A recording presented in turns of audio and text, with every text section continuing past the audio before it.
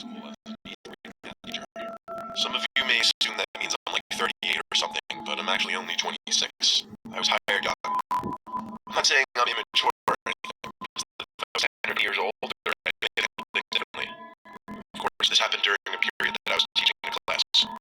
The math wing in our school is closest to the lobby. I remember it like it was yesterday, down to the equation I was writing on the board when the lockdown alarm suddenly sounded. It wasn't a drill. All faculty and students are taught which alarms mean what, and this was the alarm that meant go into lockdown for real, not a drill. I hurried to the door to lock it. Each door in the building has a big glass panel in it, though, so the doors have little blinds that you can pull down to cover this. Even though we're supposed to pull down the blinds during lockdowns, we're also supposed to instruct students to hide in one corner of the room with the lights off. As I turned off the lights in the classroom, I told the students to go hide in the corner of the room where we would be least visible and audible from the door. I saw the lights in the hallways dim to just the backup lights, something I'd never seen before till that point. I was slightly worried because I knew this had to be serious. And like I said, the math wing is right by the lobby. My classroom is one of the first classrooms you pass as you're going through one of the 2 hallways that view from the lobby. I was curious, so using the classroom phone, I called the front office. They didn't pick up after 4 rings, so I hung up. I wasn't endangering anyone to my knowledge because the front office is behind 2 doors and the phone wouldn't be heard from the lobby. But still, them not picking up was concerning. There was suddenly a knocking on the door, a frantic panic knocking, accompanied with someone on the other side of the door begging to be let in. With a student, the voice was way too deep. It sounded to me like a guy in his early 20s, if I had to guess.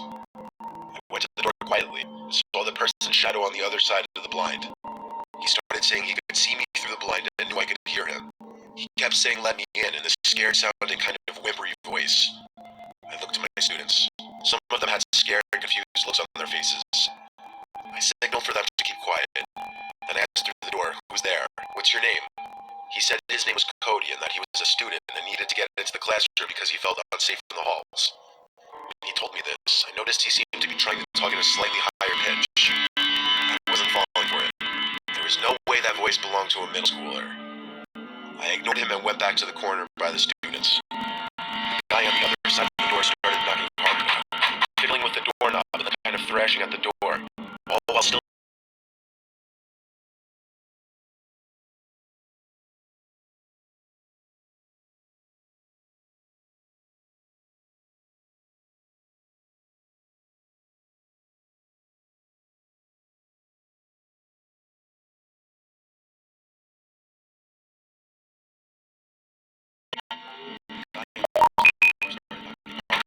fiddling with the doorknob and then kind of thrashing at the door, all while still saying help, let me in. I did my best to keep my students from screaming or freaking out. The guy eventually gave up and the noises stopped. We stayed in lockdown for half an hour before an announcement was made that police had searched the building and it was safe. So later on, faculty was given more details. Apparently some 20-something-year-old guy with long hair down to his shoulders was walking around the school with a small handgun. Whether it was a real gun or not remains unknown, but the guy was caught on camera leaving the building through the back exit. He was found by police 2 hours later, not holding a gun. I think I could handle the situation a little better. For example, not even answering the guy when he was at the door. But I was so nervous that I really wasn't thinking logically. It's scary to think about what might have transpired if I opened the door for him.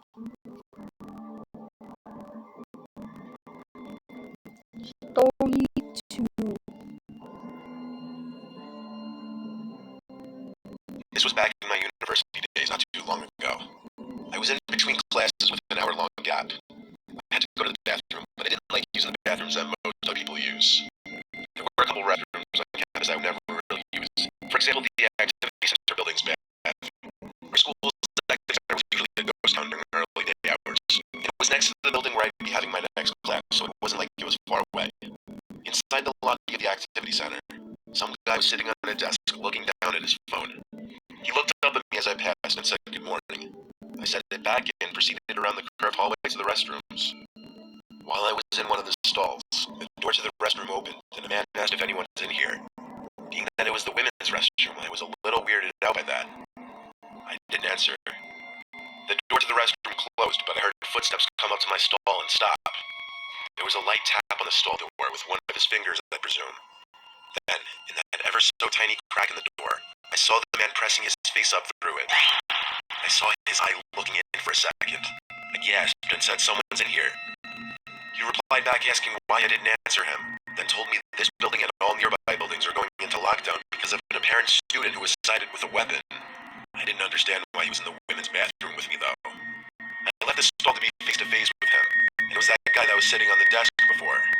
I was guessing he was the front desk worker or whatever for this building. He had to be trustworthy.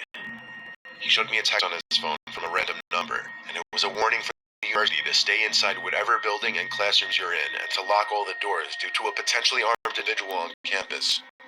I found that alarming, so I felt comfortable with him going to blockade the bathroom door with a garbage bin. After he did that, though, the two of us just stood in the bathroom together, awkwardly. Like, I was trying to ask him for more details about the potentially armed person on campus. He said he had no other information on it, though. Something about the way he was looking at me relentlessly, like no social cues of when to stop staring at me. I felt uneasy. I pulled out my phone to create a buffer, and as I was on my phone, I thought to just look for a similar text from the school that he showed me, but I didn't get any text from the university. I went to the school's website, which would often have news and alerts. It didn't have anything about it, though. I asked this man's name, and he said his name was Eli, that he worked in the building. Now that I thought about it, though, his outfit consisted of light blue bootcut jeans with brown boots and a gray hoodie. He looked, if anything, like a maintenance worker. Instead of trying to continue the conversation with him, I was on my phone texting friends, any friends who were on campus at the moment, asking if I heard anything about this armed person. I had two friends text back saying no, class was in session like normal. I looked up at the man, who was now even closer to me. Time stopped moving in that instant. He looked at the door, then whispered to me that he thought he heard something, and we should make a move to one of the stalls and hide. I froze, both physically and mentally. He started to walk up to me with his arms slightly extended out to nudge me into one of the stalls with him. At this point, the only thing I could do was scream, as loud as I could. I caught him off guard, and I think he went into full-on panic mode, because he looked around the room and then hurried to move the trash bin away from the door and storm out of the bathroom. I proceeded to leave the bathroom a few seconds after him, running to the nearest exit. From there, I called my mom to cry to her about it. She actually called campus police for me and then drove to the school to meet me. That's when I told campus police about the man, with my mom there to support me. A day later, I received a call from campus police, and they said they reviewed the footage caught in the building and could confirm that man did not work at the school, and that they would do their best to find out who he was. I never received any future updates.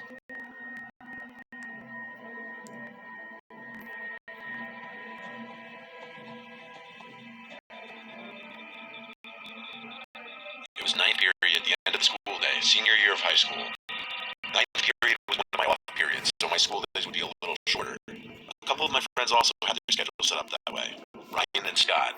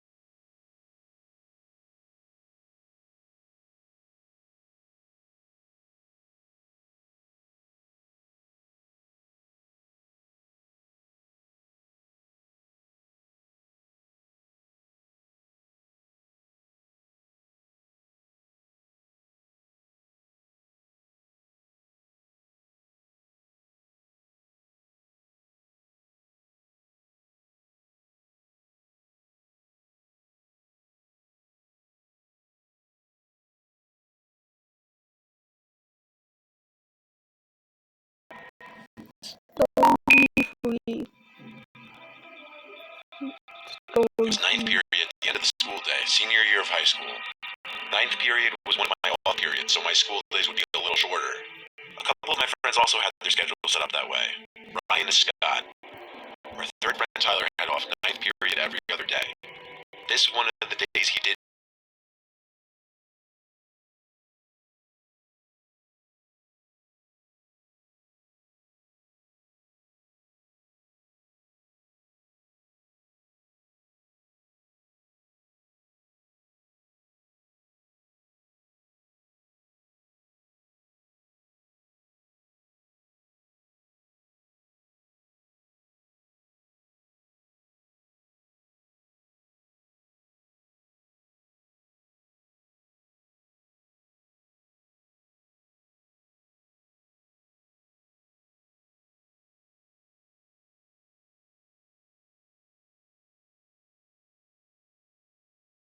took attendance, then sneak back to the locker room and meet us in the hall. We waited there for a decent minute. He was taking a while for some reason. There's a set of exit doors at the end of the gym hall we were standing in. It wasn't supposed to be used as an entrance, yet here came some guy through the doors. Even though it was a really nice day out, this guy came through the two doors in the hall wearing black sweatpants and a black zipper-up hoodie with a hood over his head. He was also wearing a black backpack. We went silent as he walked past us, making a point of looking at all three of us with this dagger of a stare. Ryan stepped up and said, "What, dude? Fuck off." And the guy stopped in his tracks and turned to face Ryan and asked him if he's got a problem. Scott and I stepped in and just said forget it over and over until the guy turned and kept walking. We all agreed that guy seemed extremely sketchy. He looked like he could have been a student, but none of us recognized him. He had a little facial hair, but it was kind of patchy though. A few minutes later, I texted him asking him to hurry up. And he texted back he couldn't sneak out just yet since we're in lockdown. This was a shock to us because we weren't aware of this. He said the gym teachers announced it and everyone was hiding in the locker rooms. We also just realized the doors separating the gym hallway from the actual locker room hallway were closed and locked. We immediately linked it to that creepy-looking dude dressed in all black who just walked past us. The reality hit us so much harder when there were these popping sounds from down one of the hallways. At first they sounded like maybe a teacher slamming books on the desk as if to wake a student up or something. But we quickly put two and two together and realized they were gunshots. The sounds of students screaming quickly followed. Next thing we knew, we saw that guy in the black appear down the hall, and he was running full speed towards us. The three of us ran out the two doors that the guy entered from, and all the way to the woods next to the school. In that moment, I felt the curtains of life slowly closing, the thought of death becoming a reality. I looked back twice as we ran, and saw that guy was chasing us, but he was kind of far away. He screamed stuff at us, most of it inaudible, but I did make out him saying, "I'm gonna kill you then." We made it to the woods behind the fence that surrounds the perimeter of the school. When we had a nice shield of trees covering us from view, we stopped to catch our breath. We decided to wait it out, laying flat on the ground to avoid detection. We then heard footsteps nearby. They got louder and louder, until I could see him running through the woods looking for us. He ran further away from us, not noticing us. And when he was out of sight, we all agreed to run for it back to the senior parking lot. Between the running and the shock of the near-death experience we just had, I don't know how I didn't vomit. We got to my car, and I drove all three of us to my house. Obviously, the beach idea was out the window now. It later blew up on social media and our high school class group chat that one of the new teachers was shot by the guy and was sent to the hospital in an ambulance. He survived, but everyone thought he was going to die considering he got shot twice.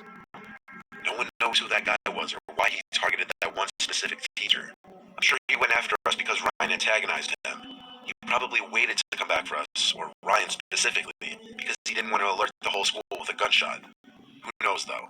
But that wouldn't have really mattered anyway, because the school was already tipped off by a nearby house about him, because he was seen pissing on their property before going to the school. Not he was dressed on an 80-degree day. I consider this a near-death experience, and I count my lucky stars I survived.